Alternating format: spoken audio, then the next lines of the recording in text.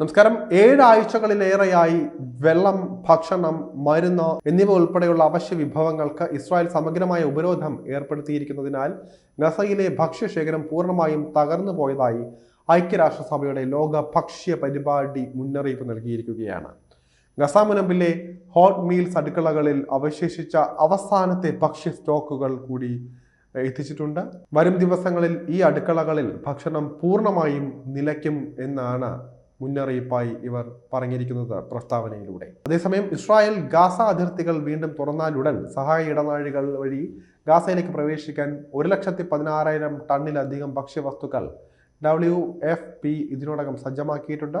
ഗാസയിലെ ജനങ്ങളുടെ അടിസ്ഥാന ആവശ്യങ്ങൾ നിറവേറ്റുന്നതിന് ഗാസയിലേക്ക് ഭക്ഷ്യ വിതരണം ഉടൻ പുനരാരംഭിക്കേണ്ടത് നിർണായകമാണെന്ന് WFPയുടെ പലസ്തീൻ കൺട്രി ഡയറക്ടറായ ആന്റോയിൻ റെനോൾഡ് സോഷ്യൽ മീഡിയയിലൂടെ പങ്കിട്ടൊരു പോസ്റ്റിൽ പറഞ്ഞിരുന്നു. 7 ആഴ്ചയിലധികമായി യുദ്ധത്തിൽ തകർന്ന ഗാസ മുനമ്പിലേക്കുള്ള നിർണായകമായ മാനുഷിക സഹായം, പ്രത്യേകിച്ച് ഭക്ഷണം, ഇസ്രായേൽ ഭരണകൂടം തടഞ്ഞു വച്ചിരിക്കുകയാണ്. 18 മാസത്തിന് മുൻപ് വംശഹത്യ യുദ്ധം ആരംഭിച്ചതിന് ശേഷമുള്ള ഏറ്റവും ദൈർഘ്യമേറിയ സഹായ ഉപരോധമാണ് ഇത്.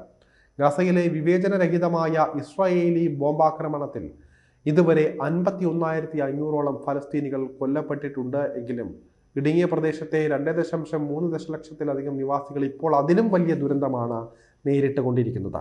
മുഴുവൻ ജനങ്ങളെയും മരണത്തിലേക്ക് നയിച്ചേക്കാവുന്ന ഒരു ക്ഷാമമാണ് വരാൻ പോകുന്നത്. പ്രായമായവരും കുട്ടികളും പോലുള്ള ഏറ്റവും ദുർബലരായ വിഭാഗങ്ങൾ ഏറ്റവും ഉയർന്ന അപകട സാധ്യതയിലാണ് കഴിഞ്ഞു പോകുന്നത്.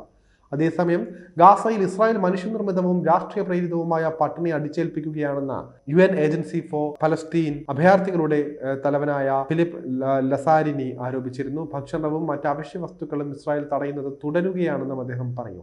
ഉപരോധം ഏകദേശം 2 മാസമായി സാധനങ്ങൾ കൊണ്ടുവരാനുള്ള ആഹ്വാനങ്ങൾ പരിഗണനയിൽ പോലും ഇല്ല എന്നൊക്കെയാണ് ഇപ്പോൾ അവിടെ നിലനിൽക്കുന്ന ആരോപണങ്ങൾ. ഇസ്രായേൽ വംശഹത്യയുടെ തുടക്കത്തിൽ ഏർപ്പെടുത്തിയതിനേക്കാൾ 3 ഇരട്ടിയാണ് ഇപ്പോഴത്തെ ഇസ്രായേലി സഹായ ഉപരോധത്തിന്റെ ദൈർഘ്യമെന്നും ലസാരിനി പറയുകയാണ്. അതേസമയം ഗാസയിലെ എല്ലാ മെഡിക്കൽ സാധനങ്ങളും തീർന്നു പോയതായും ഐക്യരാഷ്ട്രസഭയുടെ ലോകാരോഗ്യ സംഘടന WHO മുന്നറിയിപ്പ് നൽകിയിട്ടുണ്ട്.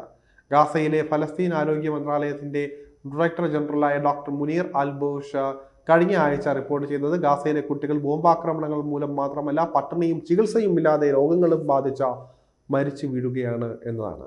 ഗാസയിൽ പോഷകാഹാരക്കുറവ് മൂലം ഈ അടുത്ത് 53 കുട്ടികൾ ദാരുണമായി ജീവൻ നഷ്ടപ്പെട്ടതായി അൽബർഷ് റിപ്പോർട്ട് ചെയ്തിരുന്നു. യുദ്ധക്കെടുതിയിൽ തകർന്ന പ്രദേശം വിട്ടുപോകാൻ ജനങ്ങളെ സമ്മർദ്ദത്തിലാക്കാൻ ഇസ്രായേൽ ബോംബാക്രമണങ്ങളും പട്ടിണിയും ഉപയോഗിക്കുന്നുണ്ട് എന്ന് ഫലസ്തീനികളും സഹായ ഏജൻസികളും അവകാശപ്പെടുന്ന ഗ്രൂപ്പുകളും ആരോപിക്കുന്നുണ്ട്. ഗാസയിലെ ജനങ്ങളെ അയൽ രാജ്യങ്ങളിലേക്ക് ബലപ്രയോഗത്തിലൂടെ കുടിയിറക്കാനുള്ള അമേരിക്കൻ പ്രസിഡന്റ് ഡൊണാൾഡ് ട്രംപിന്റെ പദ്ധതിയാണിതെന്നും ആരോപണങ്ങൾ ഉയർന്നിട്ടുണ്ട്. ഫെബ്രുവരി 1 ഇസ്രായേൽ പ്രധാനമന്ത്രി ബെഞ്ചമിൻ നെതന്യാഹുവുമായി നടത്തിയ സംയുക്ത വാർത്താ സമ്മേളനത്തിൽ ട്രംപ് ഗാസ മുനമ്പ് ഏറ്റെടുക്കുകയും സ്വന്തമാക്കുകയും ചെയ്യുമെന്ന് പ്രഖ്യാപിച്ചിരുന്നു. ഇത് യുദ്ധത്തിൽ തകർന്ന പ്രദേശത്ത് നിന്ന് പലസ്തീനികളെ സ്ഥിരമായി കുടിയിറക്കുന്നതിനുള്ള ഒരു മുന്നറിയിപ്പ് കൂടിയായിട്ടാണ് മാറിയത്.